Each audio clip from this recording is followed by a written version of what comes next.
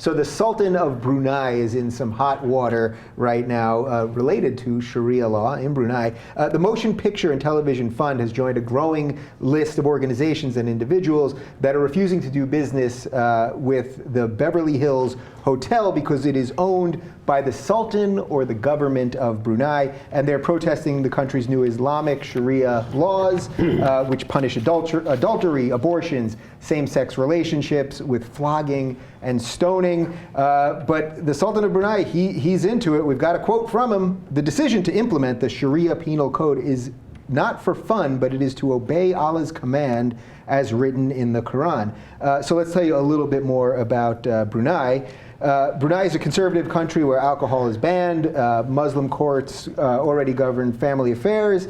And they've begun phasing in versions of Sharia law for penalties such as amputation for theft and stoning for adultery. And most of the punishments can be applied to non-Muslims, who account for about a third of the 444,000 people in the country. And there's a lot of other places now that are joining the boycott of the Beverly Hills Hotel. What do you guys think? I mean, this is one of these things. It sort of brought up the Donald Sterling thing going on here, and owners are going to believe all kinds of weird things, and usually we still go to their restaurants, and the Chick-fil-A guy doesn't like gay people and all that. You know, I don't know. I certainly am behind the people who want to boycott him and the companies he owns, but at the same time, it's like, well, why don't we boycott Exxon? Why don't we boycott Saudi Arabian oil? Because women can't even vote in Saudi Arabia, you know? So why don't we boycott their oil? Well, they can't vote because they can't drive, so they can't get to the polling station. They can't get to the polls, right? Yeah, So this is what I'm saying. Like, there's lots of these things happening everywhere. And why do we decide why is this? I mean, I'm with them. I'm against this guy and implementing Sharia law, and I think it's bad, and I won't go to the Beverly Hills Hotel anymore. And real quick, Anna, before you jump in, so some of the other companies that are joining in on the boycott include Richard Branson's Virgin Group, the Hollywood Reporter, which apparently hosts a bunch of big parties there, and the Feminist Majority Foundation. Do you agree with Jimmy that it's a sort of slippery slope because we don't know who owns all of the things that we're doing, and you know, the Clippers just made it to the second round. Donald Sterling is now profiting off the Clippers winning. It's insane. I think that Jimmy makes a really great point about how difficult it is to pick and choose what you're going to boycott. I mean, if you look into every single company, there are some political beliefs. There are cases of wrongdoing that, you know, as a progressive you disagree with, you find absolutely deplorable. But in this case, I mean, you have these major companies that are now refusing to have events at these hotels and at these places that this guy owns, and it is a form of their political speech. If it accomplishes nothing, I'm still in favor of it because it's them practicing their right. It's them making a statement about something horrible that's happening in this country. And I mean, we're talking about people who will lose their lives for abortion and same-sex relationships, same-sex anything. Amputation for theft. They will literally chop off your hand. I mean, that is still going on right now. It's a perfect example of human rights abuses, and if these companies want to make a statement about it, I'm all for it. But I do agree, it's really difficult to pick and choose which companies you're willing to do business with, because like Target, for instance. I love Target, but it makes me sick to my stomach to know that they were funding anti-gay politicians. It goes against my political beliefs, and a lot of these major corporations have similar issues. Yeah. Is there any way we can shop anywhere and know everything? I mean, we know a lot more now than we used to, right? You know, because of the internet, you know sort of what people are doing, but... Just buy everything at Costco. That dude's got his shit together. He's doing pretty good, right? And they pay those people fairly, so is Costco. Living wage. Yeah. You got to just have like a ton of toilet paper. That's pretty much the answer. Yes. Hey, you know, we just have to realize, as my friend Paul Gilmartin says, that the world runs on the exploited labor of poor people. And we just have to accept it, I guess. No, I don't know what to do. You know, we're going to get mad at this guy, but we're still going to have an iPhone made by slaves inside of a, you know, I don't understand. What are we supposed to do?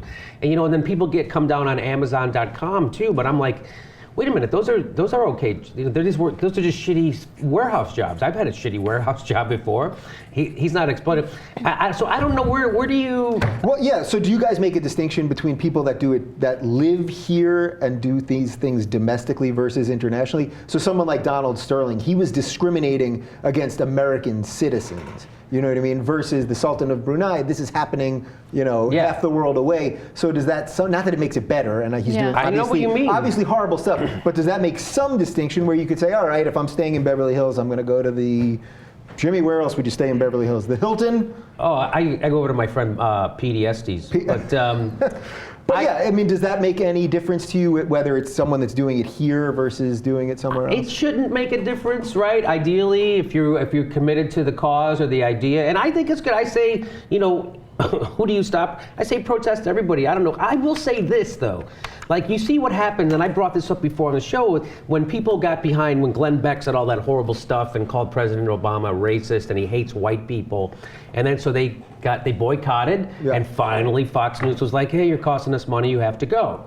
And they replaced him with 5 fucking Glenn Becks, right? So it's just like, and then is he worse than Rush Limbaugh, or is Rush Limbaugh worse than Chris Wallace? Is Chris Wallace worse than Sean Hannity, who's constantly lying, or Bill O'Reilly, who's demonizing black people, or is he worse than Donald Trump, who's race baiting on NBC? I mean, I don't know. I wish there was. It's funny. I was going to say Hannity's the worst, and then you said Trump, and I thought, all right, Trump's the worst, and you could keep going, and I go, well, they're all, you know. So I guess, if this does something, I think it's good that it raises like people's awareness of women's rights and stuff. It was funny, there was a women's rights organization that holds their meeting or a yearly gala ever to give awards at the Beverly Hills Hotel. Yeah, it's the Feminist Majority Foundation, and the co-chair of that is Mavis Leno, Jay Leno's wife. Oh, you're kidding. And so they're not going to. I wonder what kind of car she's going to drive to that thing. I bet she drives a nice car over there. Look, these protests are often done when they're convenient, right? I mean, the reality is, Jimmy, you're right. Most of the oil comes from Saudi Arabia. That's why it's so freaking rich. And they are a despicable state. But if we really cared, we all stop driving cars. But that's not realistic. I mean, it's just not realistic. It's not a real option. So we protest things that are convenient. We also protest things that are high profile. So, you know, you protest the Beverly Hills Hotel, that's a big deal. You protest the Motel 6, not such a big deal, right? Right. Yeah, and also it goes to what we were discussing earlier about the preacher. Do we end up strengthening these people? Because remember when the whole Chick-fil-A thing was happening? It strengthened them. They never sold more fried chicken than they did for those 3 weeks. So do we end up strengthening the very people because then they gin up their base and then... the unintended consequences, right? But people, there's one more aspect to the story, and people say, well, it doesn't really hurt this guy. He's worth $20 billion. What it hurts is the employees at that hotel. Yeah, that's true. What do you do about that? Right. Yeah. Well, that will also remember when people were boycotting BP gas stations, and they're actually all franchised. So you actually weren't even hurting the corporate BP about the gas spill. You're hurting the local. You're hurting the local. But the reason why I didn't go to BP gas stations is because they have dog shit on their handles. That's true. Is that right? Yeah. That's happened. That's true. Totally true. Totally true. Yep. Yeah. I don't know. You check it out. I don't go. My hands are clean of dog shit.